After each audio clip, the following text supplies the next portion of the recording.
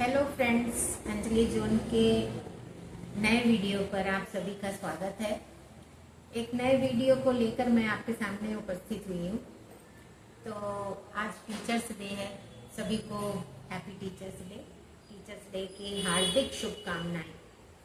तो हमारे जीवन में टीचर्स का बहुत महत्व है, ये तो सभी जानते हैं। हम लोग बचपन से लेकर कॉलेज तक और ज़िंदगी में हर जगह सीखते ही रहते हैं।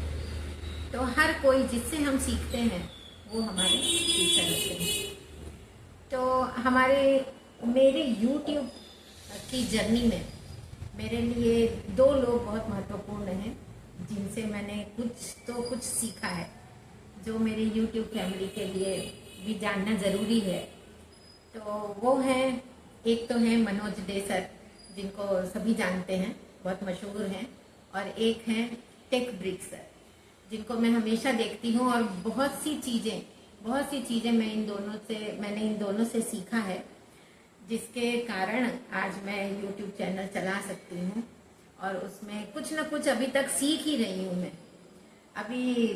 मैं इसको सीखने के लिए मुझे बहुत मेहनत करनी पड़ी, कि मुझे कुछ भी नहीं आता था YouTube के लिए।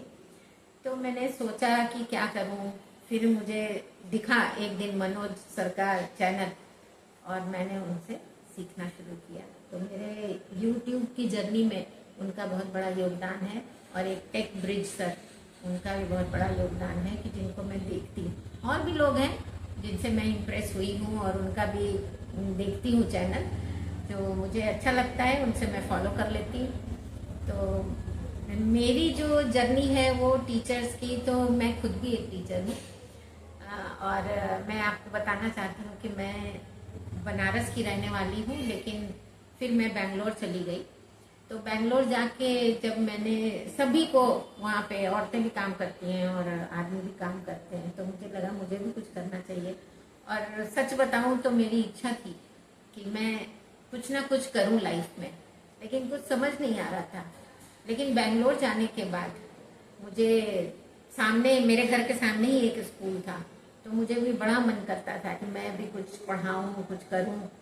तो मैंने मेरे हस्बैंड से बात की, लेकिन वो अग्री नहीं हुए, और मुझे उनको बहुत मनाना पड़ा, बहुत ज़्यादा मनाना पड़ा, जिसके कारण फिर धीरे धीरे उनको समझ में आया कि मैं कुछ करना चाहती हूँ। तो मेरी इच्छा को देखते हुए उन्होंने मुझे काम करने की परमिशन दे दी, और 2003 में मैंने काम करना शुरू किया एक छोटे से स्कूल में, जो मेरे घर के पास ही था।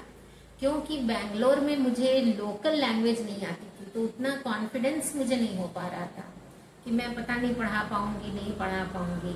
तो फिर मैंने सोचा कि मैं छोटे बच्चों से शुरू करती हूँ, नन्हे मुन्ने प्यारे प्यारे बच्चे। तो मैंने घर के पास ही एक स्कूल था, तो मैंने वहाँ जाके बात करी, और उन्होंने हाँ कर दी मेरे जॉब के लिए। फिर मैंने वहाँ पे छोटे बच्चों को, जो करीब 3, 4 या 5 साल के थे, उनको पढ़ाना शुरू किया। तो शुरू में तो ABCD 1 2 3 4 यही होता था, लेकिन मुझे लोकल लैंग्वेज सीखने में वहाँ पे बच्चों ने मुझे बहुत सहायता मिली उन बच्चों से।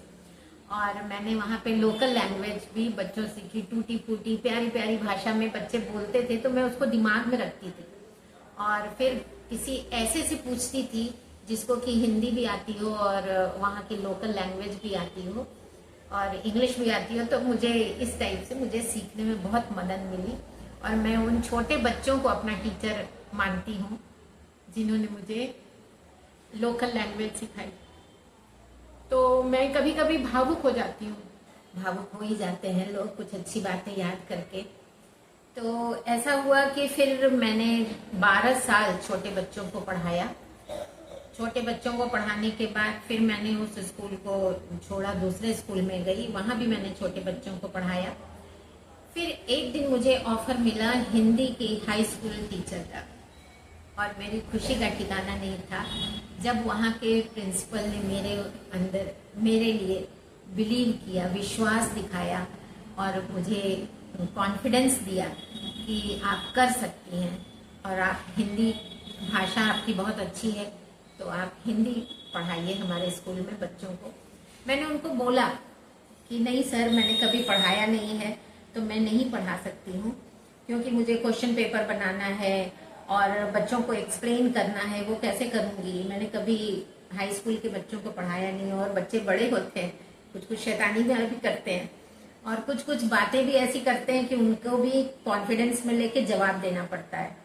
लेकिन मेरा इंटरव्यू देखने के बाद सर ने बोला कि आप पढ़ा सकती हैं, आप पढ़ाइए, हम लोग आपके साथ हैं, आपको हर चीज़ में मदद करेंगे, क्वेश्चन पेपर कैसे बनते हैं, कैसे करेक्शन होता है, हम सब आपकी मदद करेंगे। तो वो भी मेरे टीचर हो गए।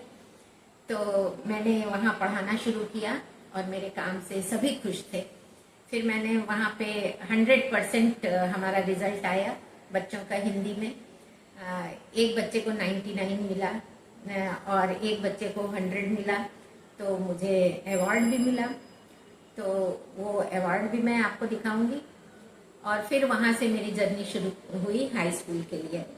तो मैंने जब उस स्कूल में काम छोड़ा, फिर मैं दूसरे स्कूल में गई। वहाँ भी प्रिंसिपल बहुत अच्छी थी, उन्होंने मेरे ऊपर विश्वास किया और मुझे कॉन्फिडेंस भी दिया कि आप कर सकती हैं, आप करिए। और वहाँ के बच्चों ने भी मुझे बहुत प्रेज किया कि मैम आप बहुत अच्छा पढ़ाती हैं। फिर उन्होंने मुझे 7th 8th भी दिया पढ़ाने के लिए, और उन छोटे बच्चों ने भी मुझे बहुत प्रेज किया कि मैम आप अच्छा पढ़ाती हैं।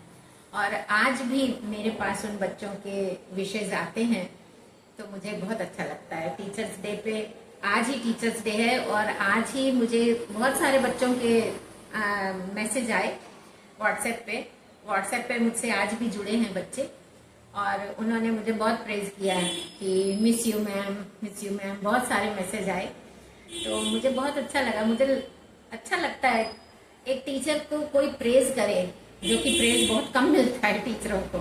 तो टीचर्स को कोई प्रेज करे जिसके कारण सारे बच्चों में कॉन्फिडेंस आता है, और सारे बच्चे अलग अलग क्षेत्र में जाते हैं काम करने के लिए। कोई IAS ऑफिसर बनता है, कोई मैथ्स का टीचर बन जाता है, कोई कुछ इंजीनियर, डॉक्टर सभी बनते हैं। तो एक टीचर ही होती है जो बच्चों को आगे का मार्ग दिखाती है।